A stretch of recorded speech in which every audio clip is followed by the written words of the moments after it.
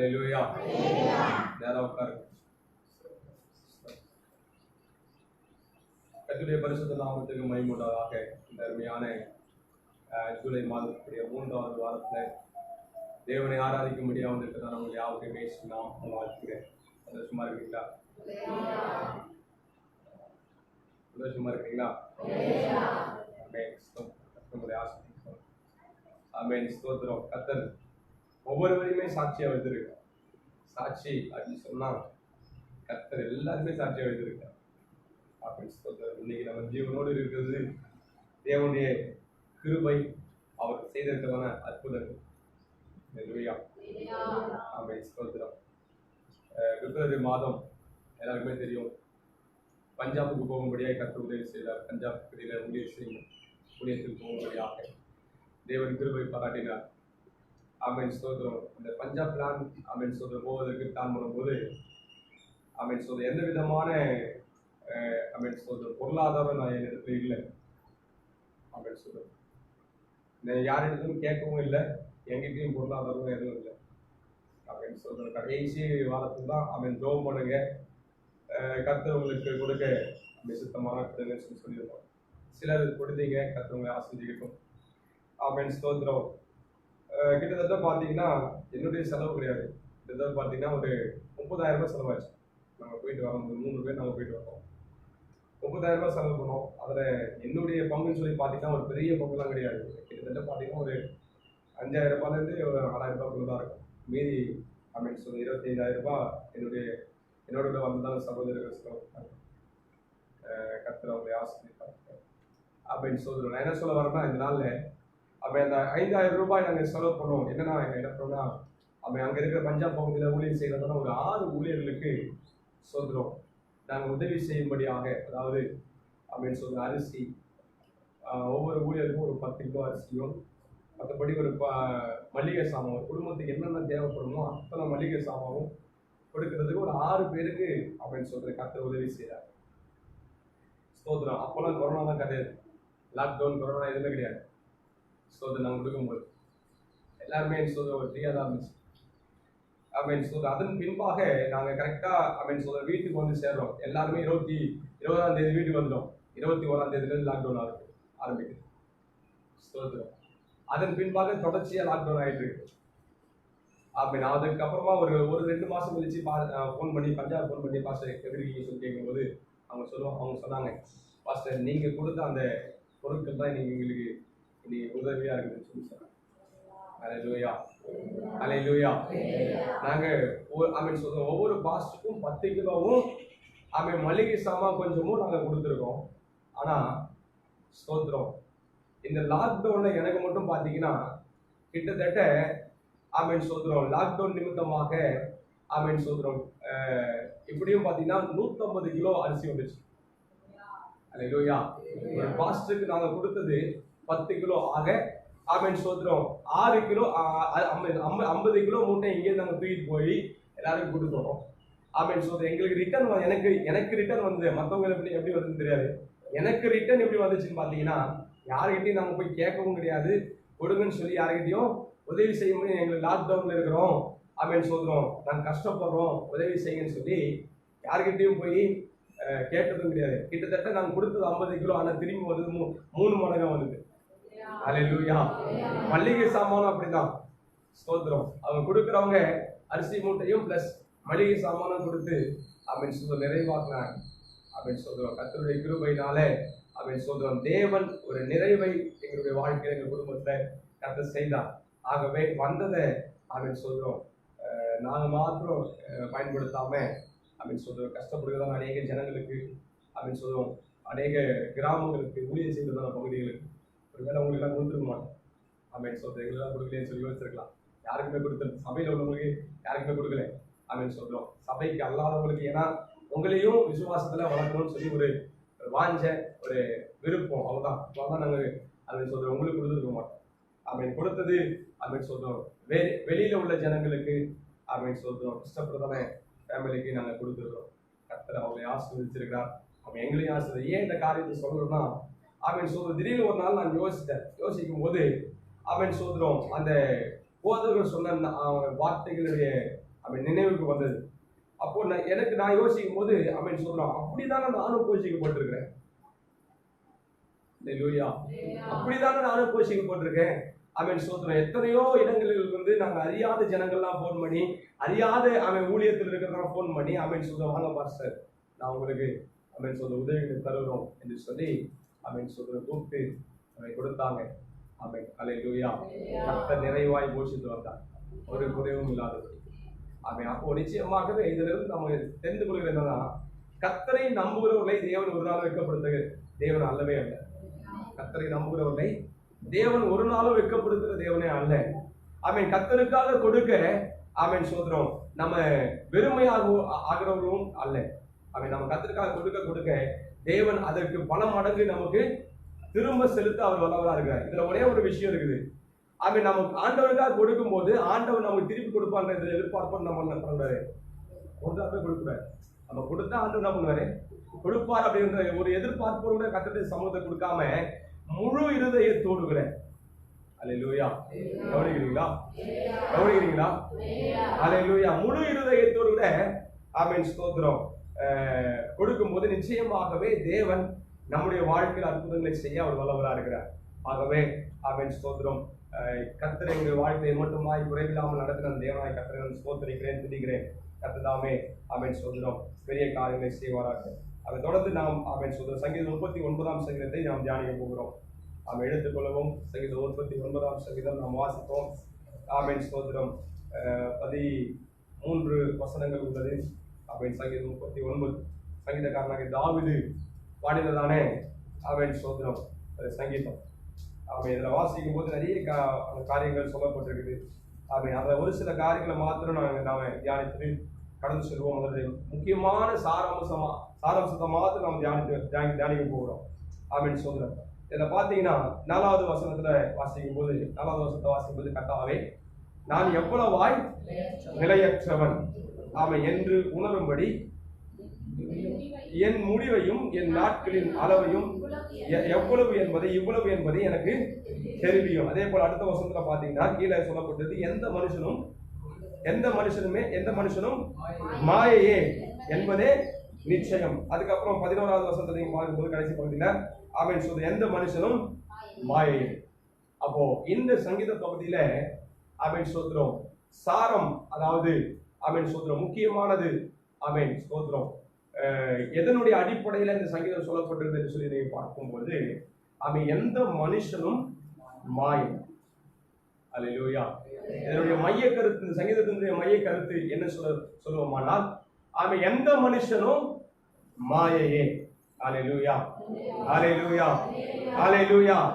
ஆமென் ஸ்தோத்திரம். அது நிமித்தமாய் நாம் இதற்கு எந்த சங்கீதத்துக்கு நாம் என்ன தலைப்பு கொடுக்கலாம் என்று சொல்லி நாம் பார்க்கும்போது, ஆமென் ஸ்தோத்திரம் தேவன் பெரியவர். ஆமென், நம்முடைய தேவன் பெரியவர், அவர் ஒருவரே பெரியவர். ஆமென் ஸ்தோத்திரம் யோபுவின் புஸ்தகத்தில் நாம் பார்க்கிறோம் இல்லையா, யோபு 42ஆம் அதிகாரம் 2வது வசனத்தில் சொல்லப்பட்டிருக்கிற பிரகாரமாக தேவரீர் சகலவற்றையும் செய்ய வல்லவர், நீர் செய்ய நினைத்தது. ஆமென், அல்லேலூயா, அல்லேலூயா, அல்லேலூயா. சந்தோஷமா சொல்லுங்க, சொல்லுங்க அல்லேலூயா. ஆமென். யோபுடைய வாழ்க்கையில யோபு கர்த்தரை பார்த்து சொல்லுகிறான். ஆமென் சொல்ற நமக்கு எல்லாம் தெரிந்தது யோபுடைய சம்பவங்கள் எல்லாம். ஆமென். அவன் சொல்லுகிறான், தேவரீர் சகலவற்றையும் செய்ய வல்லவர், நீர் செய்ய நினைத்தது ஒன்றும் தடைபடாது. அல்லேலூயா, ஆமென். அப்போ இந்த சங்கீதக்காரனாக தாவீது ஏன் இப்படிப்பட்டதான ஒரு சங்கீத பகுதியை எழுதினார் என்று சொல்லி கொஞ்சம் இந்த சங்கீதத்தை திருப்பி வாசிக்கும் போது இங்க ஒரு சில வார்த்தைகள் நமக்கு தெரிய வருகிறது. ஆமென் ஸ்தோத்திரம் 8வது வசனத்தை நீங்க வாசிங்கன்னா, என் மீறுதல்கள் எல்லாவற்றின் நிமித்தமும் ஆமென் மீறுதல் எல்லாவற்றிலிருந்து என்னை விடுதலையாக்கும். ஆமென், மூடனுடைய நிந்தைக்கு என்னை ஒப்புவிடாதையும், நீரே இதை செய்தீர் என்று நான் என் வாயை திறவாமல் மௌனமாயிருந்தேன். என்னிடத்தில் இருந்து உம்முடைய வாதை எடுத்து போடும், உம்முடைய கரத்தின் அடிகளால் நான் சோர்ந்து போகிறேன். அக்கிரமத்தின் நிமித்தம் நீர் மனுஷனை கடிந்து கொண்டு தண்டிக்கிற போது அவன் வடிவை கொட்டரிப்பை போல அழிய பண்ணுகிறேன். நிச்சயமாகவே மனுஷன் இந்த உலகத்துல அப்படின்னு சொல்றோம், ஒவ்வொரு மனுஷனுக்குள்ளாக ஒரு இயல்பான ஒரு தன்மைகள் உண்டு. மனிதனை இந்த உலகத்துல உருவாக்கி தேவன் எல்லாவற்றையும் அவங்களுக்கு கொடுத்து அப்படின்னு சொல்றோம், இந்த உலகத்தை ஆளுகை செய்யும்படியாக ஒரு உயர்வை, மேன்மையை தேவன் அவருக்கு கொடுத்திருந்தார். ஆனா அப்படின்னு சொல்றோம், அவனுடைய வாழ்க்கையில் அவனுடைய எதிர்பார்ப்பு என்னன்னா அப்படின்னு சொல்றோம் இன்னும் மேலே. அல்லேலூயா. அவன் பிசாசானவன் ஏவாளுக்கு சொன்ன வார்த்தைகள் ஒரு வார்த்தை, இந்த பழத்தை சாப்பிட்டா நீ எப்படி ஆகுவாய், தேவர்களை போல அப்படின்னு சொல்ற வார்த்தை, தேவர்களை போல என்ன பண்ணுவேன், மாறி விடுவாய் என்று சொல்லி அவன் சொல்றோம். அவருடைய அவன் சொல்ற நினைவுகள்ல ஒரு வஞ்சகமான ஒரு அவன் சொல்ற காரியத்தை ஊட்டி விடுவதை நாம் பார்க்கிறோம். அதே போலதான் ஒவ்வொரு மனுஷனுடைய வாழ்க்கையிலும் தன்னுடைய வாழ்க்கையில இருப்பதை பார்க்கணும் அவன் சொல்ற உலகத்துல சொல்லுவாங்க, இருக்கிறத காட்டிலும் பறக்கிறதுக்கு அவன் இருக்கிறத காட்டிலும் பறக்கிறதுக்கு ஆசைப்படுவாங்க. அவன் அப்படிதான் ஒவ்வொரு மனுஷனுடைய வாழ்க்கையிலும் அவன் சொல்ற இருக்கிற காரியத்தை பார்க்கணும் மேலான காரியத்தை அவன் சொல்றோம். இது எனக்கு கிடைச்சா நல்லா இருக்கும், அது எனக்கு வந்தா நல்லா இருக்கும், இப்படிதான் இருந்தா நல்லா இருக்கும், அதுவும் அவங்கள போல இருந்தா அவன் சொல்றோம் ரொம்ப அருமையா இருக்கும் அப்படின்னு சொல்ற. சில நேரங்கள் இதெல்லாம் நினைச்சு அவன் சொல்ற நம்ம யோசிக்க ஆரம்பிப்போம், நமக்கு இருக்கிற டேலண்ட் என்ன தெரியுமா, அவன் சொல்ற எனக்கு இருக்க அனுபவங்கள் என்ன தெரியுமா, நான் எவ்வளவு பெரிய ஆள் தெரியுமா என்று சொல்லி தன்னை குறித்து அவன் சொல்ற மேன்மை பாராட்டுறதான ஒரு சில அவன் சொல்ற சூழ்நிலைகளை மனிதனுடைய வாழ்க்கையில நாம் பார்ப்பது உண்டு. நம்முடைய வாழ்க்கையில சில நேரங்கள் நாம் யோசிப்போம் அப்படிலாம் அப்படின்னு சொல்றோம், அந்த மாதிரி இருந்தா நல்லா இருக்குமே அப்படின்னு சொல்லி. அல்லேலூயா, அல்லேலூயா, அல்லேலூயா அப்படின்னு சொல்றோம். அதனாலதான் நம்ம பாட்டு பாடுவோம், உம்மால் அன்றி என்னால் ஆகும் என்று சொல்ல ஒன்றுமே இல்லை. உம்மால் அன்றி அவன் என்னால் ஆகும், அவன் தேவனால் அன்றி என்னால் ஆகும் என்று சொல்வதற்கு ஒன்றுமே இல்லை என்று சொல்லி அவன் சொல்கிறோம். கர்த்தருடைய வார்த்தை அவை நம்ம பாடுகிறதை பார்க்கிறோம். ஸ்தோத்திரம்.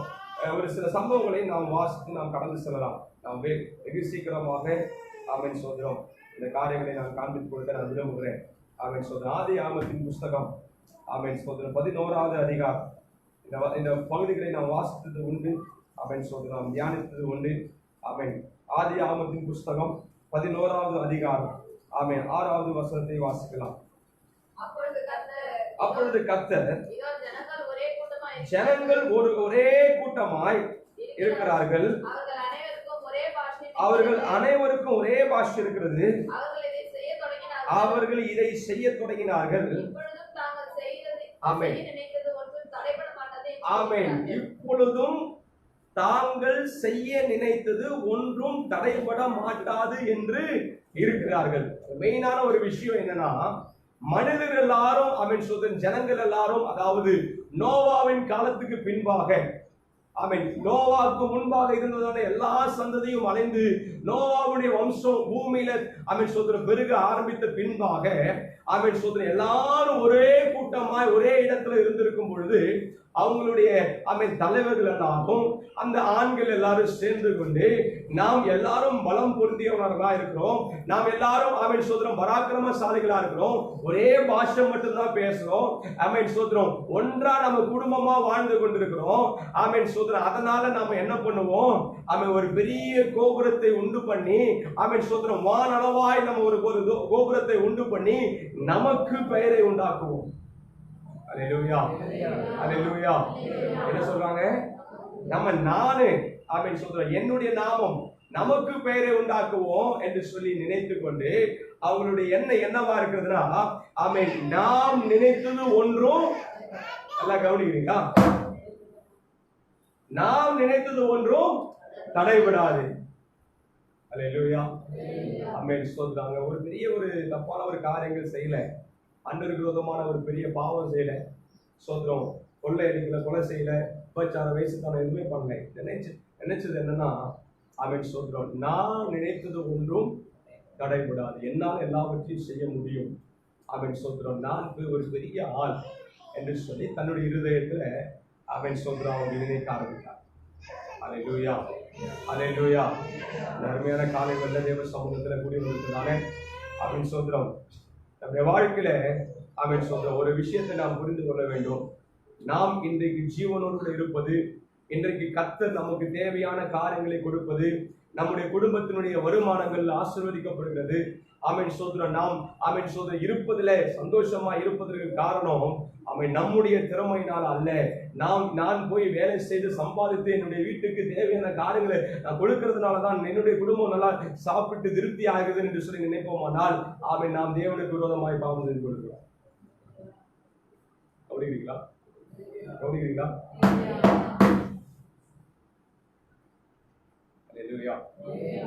என் திறமையினாலதான் என்னுடைய குடும்பம் சோத்திரம் ஒரு சாதிக்கப்பட்ட ஒரு நிலைமையில இருக்குது. என்னுடைய திறமையினாலதான் சோதனை எல்லாரும் சாப்பிடுறோம். என்னுடைய திறமையினாலதான் நல்ல ஒரு வீடு கட்ட முடிந்தது. என்னுடைய திறமையினாலதான் சோதரம் நான் சோதனை என்னுடைய குடும்பம் வாழ்ந்து கொண்டிருக்கிறது. என்னுடைய சம்பாத்தியத்தினாலதான் எல்லாவற்றையும் நான் செய்து கொண்டிருக்கிறேன் என்று சொல்லி ஒரு மனிதன் யோசிப்பானால் அவன் தேவனுக்கு விரோதமாய் சோதரம் கிரியை செய்து கொண்டிருக்கிறான் என்று சொல்லி அர்த்தமாகும். அல்லேலூயா, அல்லேலூயா. இங்கே ஸ்தோத்திரம். ஆண்டவர் இறங்கி ஜனங்கள் மத்தியில அவர் ஜனங்கள் என்ன செய்கிறார்கள் என்று சொல்லி பார்ப்போம் என்று சொல்லி இறங்கினார். இறங்கின போது ஸ்தோத்திரம் என்ன நடந்தது என்றால் 4வது வசனத்தில் சொல்லப்பட்டிருக்கு. 4வது வசனத்துல பின்பகுதி வாசிங்க. 4வது வசனம் வாசிங்க.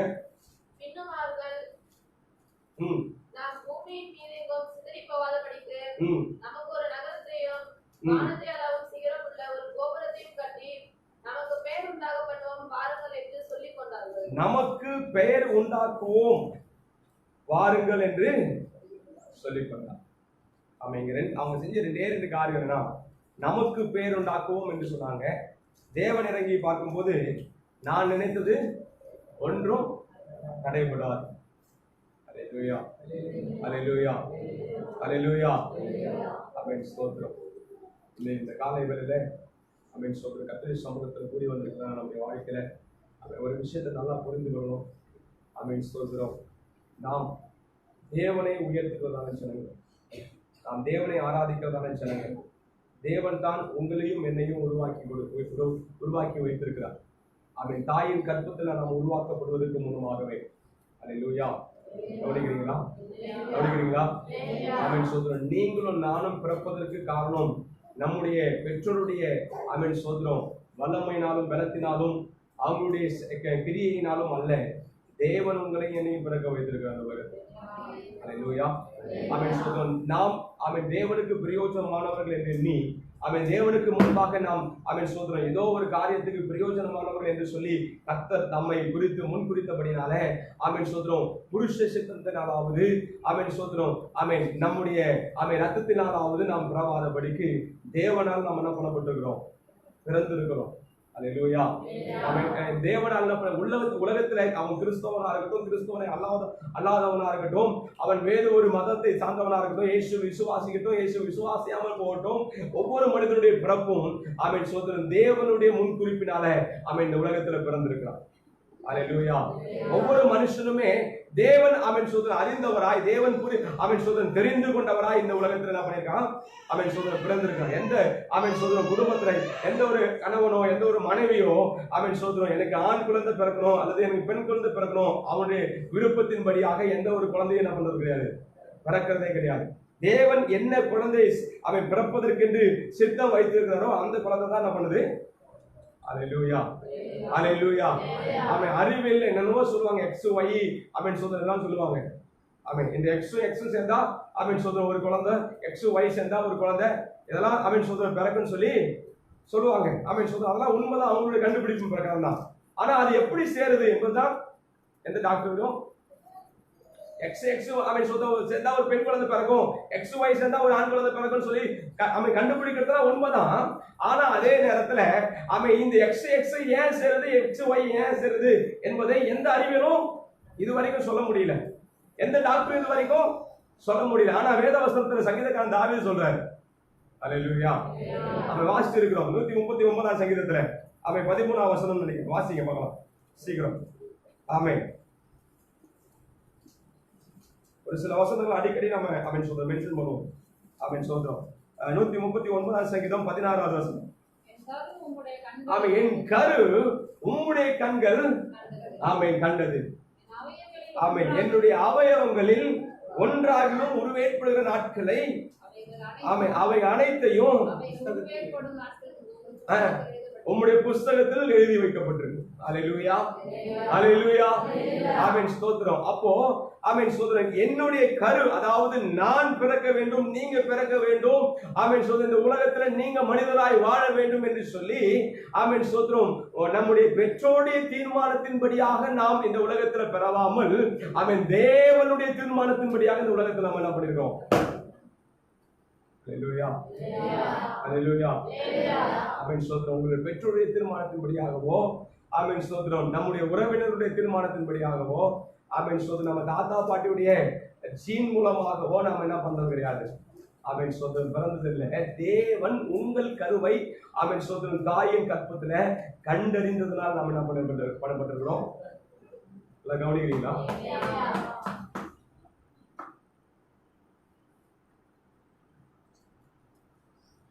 கருவிலேயே ஆண்டவர் என்ன பண்ணிட்டாருன்னா, நீங்க தான் பிறக்கணும்னு சொல்லி தீர்மானம் பண்ணிட்டார்.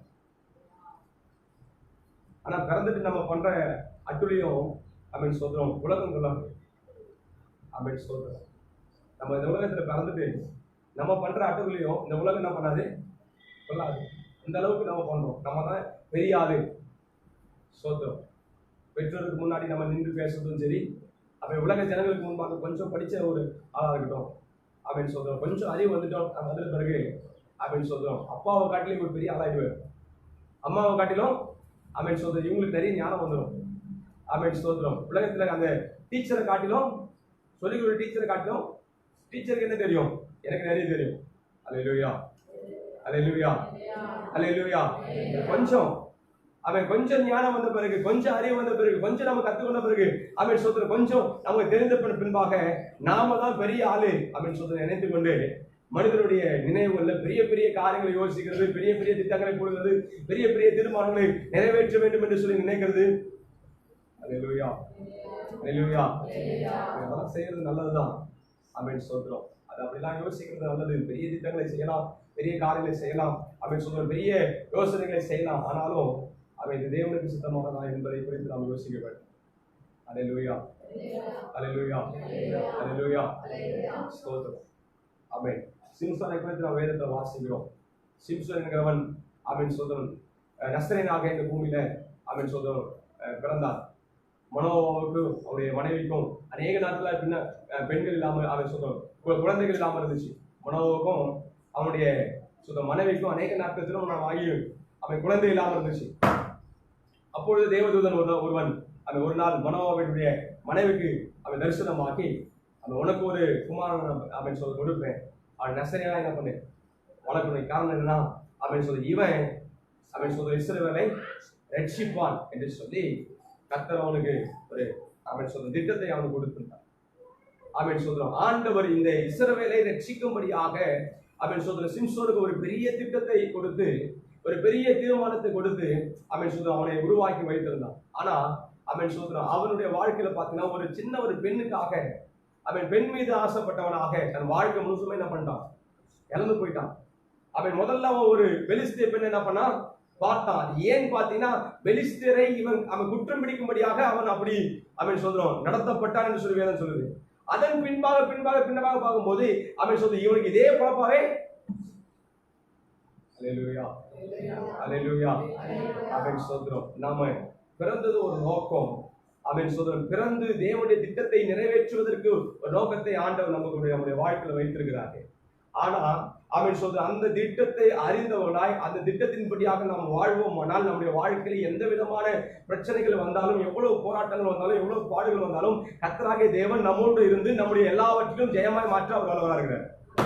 அல்லேலூயா, அல்லேலூயா, ஆமென், ஸ்தோத்திரம். நம்முடைய வாழ்க்கையில நாம போய்கொண்டிருக்கிற பாதையில வனாந்தரங்கள் வந்தாலும் சரி, அவன் செங்கடல் வந்தாலும் சரி, ஆமென், ஸ்தோத்திரம், பெரிய ஆபத்துகள் வந்தாலும் சரி, சத்துருக்கள் வந்தாலும் சரி, அது எல்லாவற்றையும் தப்பி செல்வதற்கு ஏதுவான ஞானத்தையும் கிருபையும் தேவன் நமக்கு கொடுத்து அவன் எல்லா சூழ்நிலையும் ஜெயமாய் மாற்றுவதற்கு கர்த்தர் நமக்கு கிருபை அளிக்க வல்லவராக இருக்கிறார். ஆமென், ஸ்தோத்திரம், ஆமென். ஆனா அவன் சொல்ற இந்த இஸ்ரவேல் ஜனங்களை போல அவன் ஆண்டவருக்கு வேற அவன் சொல்றான் அறிவே இல்லை, அவன் ஏன் இந்த வழியா கொண்டு வந்தாரு அப்படின்னு சொல்லி நம்ம கேள்வி கேட்கறதுக்கு இல்லை.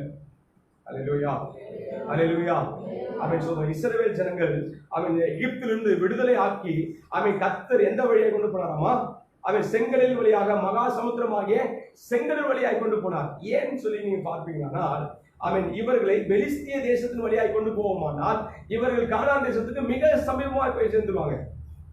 கவனிக்கிறீங்களா? கவனிக்கிறீங்களா? அல்லேலூயா. ரொம்ப கிட்ட. ஆமென் சோதரம்.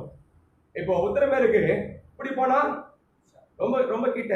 ஆனா இப்படி போயிட்டு ஆலத்தூர் போயிட்டு ஆமென் சோதரம் பெண்ணூர் போயிட்டு அப்புறம் பெண்ணூர்ல அமைப்புகள் வந்து அப்படி போறது. அல்லேலூயா. ஆனா ஆண்டவர் என்ன பண்றாரா? இப்படி தான் கொண்டு போறாரு. காரணம் என்னங்க? அப்ப இப்படி போனா ஆமென் சோதரம் போலீஸ் பிடிப்பாங்க. இப்படி போனா போலீஸ் பிடிப்பாங்க. அதனால ஆமென் சோதரம் நீங்க போய் உத்தரமேற்கு போய் சேர முடியாது. வேற எங்கன்னா போக வேண்டியதா இருக்கும். அதனால இப்படி போய் போனாதான் உங்களுக்கு பாதுகாப்பாய் போக முடியும்னு சொல்லி அவர் அறிந்திருக்கிறார். அல்லேலூயா. புரியுதுங்களா? ஆனா ஆமென் சோதரம் இப்படி போனா எனக்கு செங்கடல் வந்துருச்சு. ஆமென் சோதரம் நான் எப்படி போவேன்? பின்னாடி எகிப்தியர் துரத்திட்டு வந்துட்டு இருக்கான். ஆமென் சோதரம் எகிப்துல பிரேத குழி இல்லையா என்று சொல்லி ஆண்டவர் இங்க கொண்டு வந்தாரு. ஆண்டவருக்கு அறிவு இல்லையா? ஆமென் சோதரம் என்ற மாதிரி என்ன பண்றது? பேச ஆரம்பிச்சிருது. ஐயா ஆமென் சோதரம் போற வழியில அவனுக்கு வேற ஒரு ஆபத்து இருக்குயா. அதனாலதான் ஆண்டவர் இந்த ஆபத்தை அந்த ஆபத்தை காட்டிலும் இந்த ஆபத்து உனக்கு மேலானது என்று சொல்லி அறிந்து உன்னை பாதுகாக்கும்படியாக உன்னுடைய மனம் வேதனைப்படாதபடிக்கு உன்னை கொண்டு போகும்படியாக எந்த வழியில கொண்டு போனாரு. அல்லேலூயா. ஆனா நீயோ ஆமென் சோதரம் இந்த வழியே போன வழின்னு சொல்லிட்டு ஆமென் சோதரம் தேவனுக்கு விரோதமா என்ன பண்ணிட்டு இருக்கிறோம்? பேசுகிறோம் என்று சொல்லி அங்க இஸ்ரவேல் ஜனங்களை பார்த்து நாம் பார்க்கிறோம். காரணம் 30 வருஷம் 400 வருஷமா அடிமையா இருக்கும் போது அவங்க என்ன சாப்பிட்டாங்கன்னு சொல்லி தெரியாது. இல்ல கவனிக்கிறீங்களா? 430 வருஷம் அடிமைகளாய் வேலை செய்து என்ன சாப்பிட்டாங்கன்னு சொல்லி பெரிய ஒரு ஆமென் சோதரம் லிஸ்ட் கிடையாது. டெய்லி அவங்க வீட்டுக்கு முன்னாடி நாங்க டைனிங் ரூம்ல உட்காரும் போது டைனிங் ஹால்ல உட்காரும் போது ஆமென் சோதரம் ஒரு பெரிய ஆமென் சோதரம் மெனுவை கொண்டு வந்து இந்த மெனுவில் உங்களுக்கு என்ன வேணும் செலக்ட் பண்ணி சாப்பிடல. கவனிக்கிறீங்களா? இஸ்ரவேல் ஜனங்கள் எகிப்து தேசத்துல சோதரம் அவங்க சாப்பிட்டு உட்காரும் போது டைனிங் ஹால்ல உட்கார்றாங்க. டைனிங் டேபிள்ல உட்கார்றாங்க. அப்போ ஒரு சர்வன்ட் அதாவது ஒரு வேலைக்காரன் வந்து ஒரு மெனு கொண்டு வந்து கொடுத்துட்டு, எஜமானனே சோதரம் உங்களுக்கு என்னெல்லாம் வேணும்னு சொல்லி அதை டிக் பண்ணி கொடுங்க, நான் சமைச்சு வந்து கொடுக்குறேன். அப்படி சாப்பிடல. சாப்பிட்டது என்னவோ அடிமையான ஒரு ஆகாரம் தான். சாப்பிட்டது என்னது? அடிமையான ஒரு ஆகாரம் தான். அடிமைத்தனத்தில் தான் வாழ்ந்து கொடுக்குறாங்க. ஆனா இவங்களை ஒரு சுதந்திரவாளியாய் மாற்றி இவர்களை கொண்டு போகிறதான வழியில் சொல்றோம் வானத்தின் மன்னாவாகிய வானத்தின் அப்பமாகிய மன்னாவை ஆண்டவர் கொடுத்து இவனை சாப்பிட வச்சா அவன் இந்த சாப்பாடை எவ்வளவு நாள் தான் சாப்பிடுறது. தெளிவா சொல்லணும்னா சொல்றோம் இந்த உலகத்துல வாழ்ந்த இந்த கிட்டத்தட்ட சொல்றோம் 6000க்கு மேற்பட்டதான வருஷம் இந்த சுமாரா வேதாகமத்திலிருந்து கணக்கு போடும்போது 6000க்கு மேற்பட்ட வருஷம் ஆயிடுச்சு. அதாவது ஆதாம்ல இருந்து கணக்கு போடுவீங்கன்னா கிட்டத்தட்ட ஒரு சுமாரா அது 6000க்கு மேற்பட்டதான ஒரு வருஷம் இன்னைக்கு நடந்து கொண்டிருக்கிறது. சரிங்களா?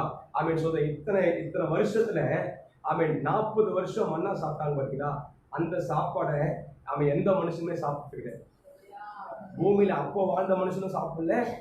அதுக்கு முன்னாடி வாழ்ந்தா ஆதாமும் சாப்பிடல, ஆபிரகாமும் சாப்பிடல, தாவீதும் சாப்பிடல. ஸ்தோத்திரம். அதுக்கு பின்னாடி வந்த யாருந்த பரிசுத்தவானும் என்ன பண்ணல? சாப்பிடல. ஆனா இவங்க அது என்ன ஆயிடுச்சு? பெரிய ஒரு தப்பாயி சொல்ற இந்த சாப்பாடை நாங்க எவ்வளவு நாள் தான் சாப்பிடுறது? நாங்க எகிப்துல இருக்கும்போது வெங்காயத்தையும் வெள்ளப்பொண்டையும் சொல்ற நைல் நதியினுடைய மச்சங்களையும் தான் பண்ணிருந்தோம். அல்லேலூயா. அல்லேலூயா. ஆமென். மனுஷனுடைய வாழ்க்கையில பாருங்களேன், ஒவ்வொரு ஸ்டேஜிலும் ஆண்டவர் நடத்தி கொண்டிருக்கிற போதான ஒவ்வொரு ஸ்டேஜ் அதை மனரம்யமா எடுத்துக்கொண்டு சொல்றோம் இருக்கிறது நல்லது.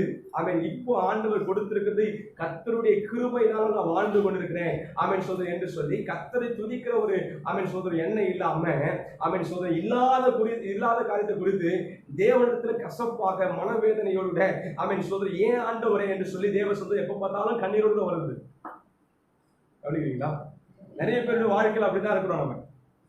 இப்போ ஆண்டவர் எனக்கு நன்மை செஞ்சிருக்கிறார், எனக்கு இப்போ தேவையான காரியங்களை ஆண்டவர் கொடுத்திருக்கிறார், ஆண்டவரே உங்களுக்கு நன்றி.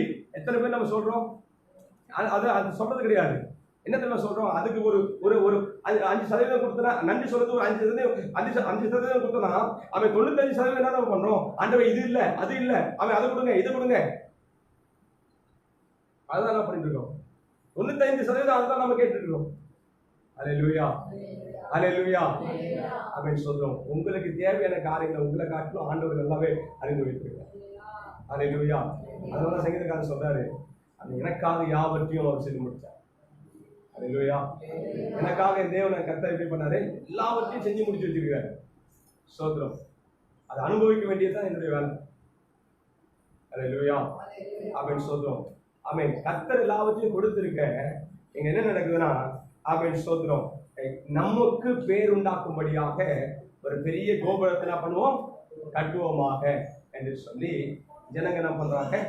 ஆமென் ஸ்தோத்திரம், கட்ட ஆரம்பிக்கிறாங்க. ஆமென் ஸ்தோத்திரம். கர்த்தர் இறங்கி வந்தாரு. அவன் இறங்கி வரும்போது ஜனங்களுடைய நினைவுகள் என்னவா இருக்கும் என்று சொல்லி பார்க்கும்போது, ஆமென் ஸ்தோத்திரம், என்ன நடக்குதுன்னு பார்த்தோன்னா, ஆமென் ஸ்தோத்திரம், இப்பொழுதும் நாங்கள் செய்ய நினைத்தது, ஆமென் ஸ்தோத்திரம், ஒன்றும், ஆமென் ஸ்தோத்திரம், நாங்கள் செய்ய நினைத்தது ஒன்றும் தடைபட மாட்டாது என்று சொல்லி, ஆமென். அல்லேலூயா, அல்லேலூயா, ஆமென் ஸ்தோத்திரம், ஆமென். அடுத்ததாக இன்னொரு சம்பவத்தை நான் உங்களுக்கு காண்பிக்க விரும்புகிறேன். ஸ்தோத்திரம். எசேக்கியேல் தீர்க்கதரிசன புத்தகம் 28ஆம் அதிகாரம். 28ஆம் அதிகாரம் நமக்கு பரிச்சயமான ஒரு வேத பகுதி. 1ஆம் வசனத்தை வாசிக்கிறேன். கர்த்தருடைய வார்த்தை எனக்கு உண்டாகி, மனுபுத்திரனே நீ தீருவின் அதிபதியை நோக்கி, என்னவென்றால் உன் இருதயம் மேட்டிமை கொண்டு, நான் யாரு? நான் தேவன், நான் சமுத்திரத்தின் நடுவே தேவாசனத்துல, அதாவது ஆண்டுடைய சிங்காசனத்துல உட்கார்ந்து இருக்கிறேன். உன்னுடைய இருதயத்தை தேவனுடைய இருதயத்தை போல ஆக்கினாலும், நல்லா புரிஞ்சுங்க என்ன சொல்றாரு? ஆமென் ஸ்தோத்திரம். இருதயத்தை தேவனுடைய இருதயத்தை போல ஆக்கினாலும் நீ யார்தான்?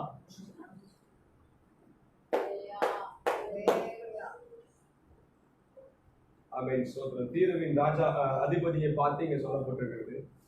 ஆமென். நீங்க அடுத்து இன்னொரு பகுதியில வாசிக்கும் போது 12வது பகுதியில பாத்தீங்க போது திரு ராஜாவுக்கு சொல்லப்பட்டிருக்கு. அதுதான் நம்ம வாசிப்போம். அது சாத்தானுக்கு சொல்லப்பட்டதான ஒரு வேத பகுதின்னு சொல்லி வாசிப்போம். ஆமென் சொல்ல, அது ஆவிக்குரிய ரீதியில அப்படி நம்ம தியானித்தாலும், ஆமென், திரு ராஜாவுக்கும் அப்படிப்பட்டதான ஒரு காரியத்தை இங்க என்ன பண்ணப்பட்டிருக்கு? சொல்லப்பட்டிருக்கு. இங்க அதிபதி என்ன நினைக்கிறாங்கம்மா? ஆமென் ஸ்தோத்திரம். அதிபதி, ஆமென் ஸ்தோத்திரம், தன்னுடைய மேட்டிமையை கொண்டு நான் தேவன், நான் சமுத்திரத்தின் நடுவிலே தேவாசனத்தில் வீற்றிருக்கிறேன் என்று சொல்லி தன் இருதயத்தை தேவனின் இருதயத்தை போல ஆக்கினாலும் அவன் யாருதான்? மனுஷன் தான். ஏன் அப்படி ஆக்கினானாமா? அடுத்த வசனத்தை வாசிங்க தொடர்ச்சியா. ஆமென். தியானியேலை பார்க்க நீ ஞானவானா இருக்கிற. ஆமென். ரகசியமான ஒன்றையும் நீ உனக்கு மறைபொருளா இல்ல. ஞானத்தினாலும் புத்தியினாலும் பொருளை சம்பாதித்து பொன்னையும் வெள்ளியையும் பொக்கிஷ சாலையும் சேர்த்து கொண்டாய். உன் வியாபாரத்தினாலும் உன்னுடைய மகா ஞானத்தினாலும் உன்னுடைய பொருளை பெருக பண்ணினாய். உன் இருதயம் உன் அவன் செல்வத்தினால என்ன ஆயிடுச்சு? அவன் ஏன் அவனை தன்னை ஒரு தேவனாக, அவன் சோத்திரம், ஒரு பெரிய ஆளாக, அவன் சோத்திரம், கொஞ்சம் முடிச்சு பாருங்க பார்க்கலாம். கண்களை கொஞ்சம் திறந்து வைத்து அவன் அப்பமா ஜெபம் பண்ணலாம். சோத்திரம். அவன் இருதயம் ஏன் மேட்டி அடைஞ்சதுன்னா, அவன் ஸ்தோத்திரம், அவன் தன்னுடைய ஞானத்தினாலும் தன்னுடைய பொக்கிஷத்தினாலும் தன்னுடைய வெள்ளியை கொண்டும் அவன் சோதரம் பொன்னை கொண்டும் அவனுடைய பொக்கிஷம் சேர்ந்ததுனால அவன் என்ன பண்ணிட்டானா, நான் இருதயத்துல நான் தான் ஒரு பெரிய ஆளு, நான் தான் அவன் சொல்ற உயர்ந்தவன், நான் தான் அவன் சோதரம் அவன் ராஜாசனத்துல நான் தேவாசனத்துல உட்கார்ந்து இருக்கிறேன். என்னை போல ஒரு மனுஷனும் இல்லை. அவன் நான் நினைச்சா என்ன பண்ண முடியும்? நான் கை தட்டினா 1000 பேர் கொண்டு வர முடியும். அவன் அதை செய்ய முடியும், இதை செய்ய முடியும்னு சொல்லி தீர்வின் அதிபதி தன் இருதயத்துல அவன் சொல்ற ஒரு பெரிய அவன் சோதரம் ஒரு நினைவு என்ன பண்ணிட்டான்? கொண்டுட்டான். இதே போலதான் அவன் சொல்ற நேபுகாத் நேச்சாருங்கிற ஒரு மனுஷனை குறித்து நம்ம தானியேல் புத்தகத்துல வாசிப்போம். எத்தனை பேருக்கு ஞாபகம் இருக்குது? அல்லேலூயா. அவன் தன்னுடைய அரண்மனை அலங்கத்தில் மேல் நின்று கொண்டு, இது என்னுடைய சோதரம் ராஜ்யம் அல்லவா, இது என்னுடைய திறமையினால் கட்டினதான மகா பாபிலோன் அல்லவா என்று சொல்லி அந்த நேபுகாத் நேச்சார் தன் இருதயத்துல தன்னை குறித்து பெருமை பாராட்டினது நிமித்தமா என்ன நடந்தது என்று சொல்லி நமக்கு தெரியும். அல்லேலூயா, அல்லேலூயா. சோதரம் நான் சொல்ல வருகிறதான காரியத்தை நல்லா கவனிங்க. சோதரம் தேவன் ஒருவரே பெரியவர். நமக்கு எவ்வளவு ஆசீர்வாதம் இருந்தாலும் சரி, எவ்வளவு மேன்மை இருந்தாலும் சரி, தேவன் ஒருவர் மட்டும்தான் பெரியவர். நம்ம இருக்கிற ஜனங்களை காட்டிலும் நம்ம பெஸ்டா இருக்கலாம். ஆராதிக்கிறதுல சோதரம், வேதத்தை வாசிக்கிறதுல, ஆண்டவருக்காக கொடுக்கறதுல சோதரம் பெஸ்டா இருக்கலாம். ஆனாலும் நாம் எவ்வளவு செய்தாலும் தேவன் ஒருவர் மட்டும்தான். அல்லேலூயா. ஆண்டவருக்கு முன்பாக நம்மை பெருமை பாராட்டுவோமானால் சோதரம் நாம் நிர்மூலமாகும். அல்லேலூயா, அல்லேலூயா, அல்லேலூயா. சங்கீதக்காரனாகிய தாவீது தெளிவாக ஒரு வசனத்தை சோதரம் இந்த சங்கீதம் 39ஆம் சங்கீதத்தை தெளிவாக சொல்லிக் கொண்டு வர்றார். என்னன்னா, எந்த மனுஷனும் மாயையே. கவனிக்கிறீங்களா? எந்த மனுஷனும் தெளிவாக சொல்றாரு. சொல்றோம் மனுஷன் மாயைன்னு சொல்லி முடிக்கல. அந்த வசனத்தை என்ன சொல்லி முடிக்கல? 2 இடத்துல சொல்லியிருக்கிறாரு. சொல்றோம் மனுஷன் மாயை என்று சொல்ல என்ன சொல்றாரு? எந்த மனுஷனும். அவன் பெரிய ஒரு ராஜாவா இருக்கலாம், பெரிய தேசத்தினுடைய அதிபதியா இருக்கலாம், ஒரு பெரிய தேசத்தினுடைய சோதரம் வல்லமை பொருந்த பராக்கிரமசாலியாக தேசத்தினுடைய சேனை தளபதியா இருக்கலாம், கேப்டனா இருக்கலாம். அவனை கொண்டு பல தேசங்களை சோதரம் வீழ்த்தி இருக்கலாம். அல்லேலூயா. நமக்கு தெரியும், அலெக்சாண்டர் குறித்து தெரியும். அலெக்சாண்டர் ஒரு மன்னன் இந்த உலகத்துல வாழ்ந்து கொண்டிருந்தார். சோதரம் கிரேக்க மன்னனாக வாழ்ந்து கொண்டிருந்தார். சோதரம் வேதாகமத்துல, அதாவது தள்ளப்பட்ட ஆகமங்கள் சொல்லி சொல்லப்பட்டிருக்கு. சொல்ல எத்தனை பேருக்கு தெரியும்? ரோமன் கதிரில் பைபிள்ல இருக்கும் தள்ளப்பட்ட ஆகமங்கள் சொல்லி. இன்னைக்கு இருக்கிற ரோமன் கதிரில் பைபிள் இருக்காது, நிறைய பைபிள் இருக்கும். தள்ளப்பட்ட ஆகமங்கள் அதில் அலெக்சாண்டரை பற்றி சொல்லப்பட்டிருக்கு. அவனுடைய வம்ச வரலாறு, வாழ்க்கை வரலாறுலாம் சொல்லப்பட்டிருக்கு. அந்த சோதரன் அலெக்சாண்டர் சோதரன் தன்னுடைய பலத்தின் மிகுதியினால அவன் போன இடம் எல்லாவற்றையும் வெற்றி சிறந்தான். போன இடம் எல்லாவற்றையும் என்ன வெற்றி சிறந்து அவன் ஒரு பெரிய மகா ராஜாவாக சோதரன் ஆளுகை செய்து கொண்டிருந்தான். அவன் எந்தெந்த தேசத்துக்கு கால் வைக்கிறானோ எல்லாரையும் ஜெயிச்சு இவன் அந்த தேசத்தை தனக்கு சொந்தமா மாற்றிக்கொண்டான். அப்படிப்பட்ட அந்த அலெக்சாண்டர் சோதரம் நம்ம தேசத்துக்கு தான் வரும்போதுதான் சோதரம் வியாதிப்பட்டு மறிந்து போனான். வியாதிப்பட்டு என்ன பண்ணா? மறிந்து போனான். அல்லேலூயா. சோதரம் அப்ப அது வரைக்கும் அவன் இவ்வளவு பெரிய ராஜ்யத்தையும் சோதரம் ஜெயித்து தன் கைவசமாய் வைத்துக் கொண்ட அத்தனை ராஜ்யமும் அவனுக்கு மறித்து போன பின்பாக சொந்தமே கிடையாது. எத்தனை பேருக்கு புரியுது? மறுபடியும் ஒண்ணுதான் வருது. வேகமா சொல்லிட்டாங்க அவன் சொல்றேன். நான் ஏன் கேட்கறேன்னு சொல்லி புரிஞ்சுக்கிட்டு அவங்க வேகமா சொல்லிட்டாங்க. இல்லையா? மற்றவங்களாம் சொல்லலையான்னு தெரியல. சோதரம் அவ்வளவு அவனுடைய வாழ்நாள்ல சோதரம் அவனுக்கு ஒரு லட்சியம் இருந்தது. இந்த உலகம் முழுவதையும் நான் என்ன பண்ணணும்? எனக்கு ஆதாயப்படுத்திக் கொள்ளணும். இந்த உலகம் முழுவதையும் நான் சொந்தமாக்கிக் கொள்ளணும். இந்த உலகத்தில் இருக்க எத்தனை நாடுகள் இருக்கிறதோ அத்தனை நாடுகளும் என்னுடைய கட்டுப்பாட்டுக்கு கீழே வரணும் என்று சொல்லி சோதனையை அவன் போன இடமெல்லாம், ஏன்னா அவன் சொல்றான் அவனுடைய வீரர்களும் சரி இவனும் சரி சொல்றான் அவ்வளவு திறமசாலிகளா, அவ்வளவு பராக்கிரமசாலிகளாய் இவர்களுடைய யுத்தம் சொல்றோம். ஒரு தேசத்துக்கு அலெக்சாண்டர் வரான்னு சொல்லி கேட்டாங்கன்னா அந்த தேசம் கலங்கி போகும். அந்த தேசத்துக்கு ராஜா கலங்கி போவார்கள். ஆமென் சோதரம். ஏனென்றால் அவ்வளவு பெரிய சேனையை வைத்துக் கொண்டிருந்தான், அவ்வளவு பராக்கிரமசாலியா இருந்தான். ஒரு முறை ஆமென் சோதரம் இந்த அலெக்சாண்டரை பார்த்து ஆமென் சோதரம், ஆமென் நீங்க ஜெயிக்கிறதுக்கு என்னங்க காரணம், நீங்க ஜெயிக்கிறதுக்கு என்ன காரணம் அப்படின்னு சொல்லி ஒருத்தர் கேட்டாராமா. அப்போ அலெக்சாண்டர் ஆமென் சோதரம் ஒரு வீரனை கூப்பிட்டார். ஆமென் சோதரம் இங்க வா அப்படின்னு சொல்லி கூப்பிட்டார். ஆமென் கூப்பிட்ட உடனே அவன் வேகமா ஓடி வந்தான். அவன் கூப்பிட்ட உடனே வேகமா ஓடி வந்தான். அவனுடைய பேர் என்னன்னு சொல்லி கேட்டார். அவனுடைய பேரு அப்படின்னு சொன்னான், இதுதான் என்னுடைய பேரு. அப்போ அவனுடைய பேர் என்னன்னு சொல்லி உனக்கு தெரியாது. உடனே ஆமென் சோதரம் அந்த அலெக்சாண்டர் சொன்னானா, அந்த மலை தெரியுதுல, அந்த மலை முகுடு ஆமென் சோதரம் அந்த மலையின் உச்சிக்கு போய் அந்த மலையினுடைய உச்சியிலிருந்து என்ன பண்ணு, கீழே குதி அப்படின்னு சொல்லி சொன்னாராம். கவனிக்கிறீங்களா என்ன சொன்னாரு? ஒரு மலை உச்சிக்கு போய் அந்த மலை உச்சியிலிருந்து என்ன பண்ணு, கீழே குதி அப்படின்னு சொல்லி சொன்னாராம். உடனே அந்த ஆமென் சோதரம் வீரன் ஏன் குதிக்கணும், எதுக்கு குதிக்கணும், என்ன செய்யணும், ஏன் செய்யணும், எந்த ஒரு விதமான கேள்வி கேட்காம வேகமாய் ஓடி போய் அந்த மலையின் உச்சியிலிருந்து குதிச்சு செத்தே போயிட்டான். மலை ஆமென் சோதரம் உச்சியிலிருந்து குதிச்சு நான் செத்து போயிட்டான். இதனாலதான் நான் ஜெயிக்கிறேன்னு சொல்றேன். அல்லேலூயா. என் கூட இருக்கிறவங்க என்னுடைய வீரர்கள் நான் ஒரு வார்த்தை சொன்னா அது நல்லதா கெட்டதா என்பதை குறித்து யோசிக்காம நான் சொன்ன வார்த்தைக்கு அப்படியே செய்கிறதுனாலதான் நான் ஜெயம் பெறுகிறேன். அல்லேலூயா, அல்லேலூயா. ஆனா இன்னைக்கு அப்படின்னு சொல்றோம், தேவாதி தேவனும் ராஜாதி ராஜனுமாய் இருக்கிறது நம்முடைய கர்த்தாதி கர்த்தரை ஆராதிக்கிற நம்முடைய வாழ்க்கையில அவர் சொன்ன எத்தனை வார்த்தைகளை நாம் அப்படியே தட்டாமல் செய்கிறோம் சொல்லி நாம தான் யோசித்து பார்க்கணும். அல்லேலூயா.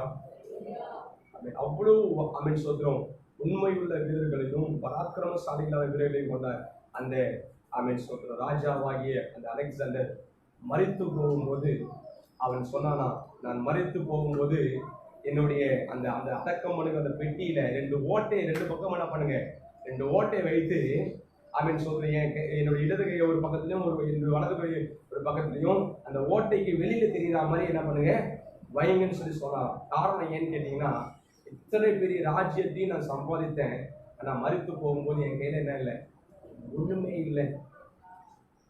அல்லேலூயா. வேதத்துல இந்த வார்த்தைக்கு அப்படியே ஆப்போசிட்டான ஒரு வார்த்தை இருக்கு. அலெக்சாண்டர் சொன்ன அந்த வார்த்தைக்கு அப்படியே ஒரு ஆப்போசிட்டான ஒரு வார்த்தை ஒன்று இருக்கு. எத்தனை பேர் ஞாபகம் இருக்கு?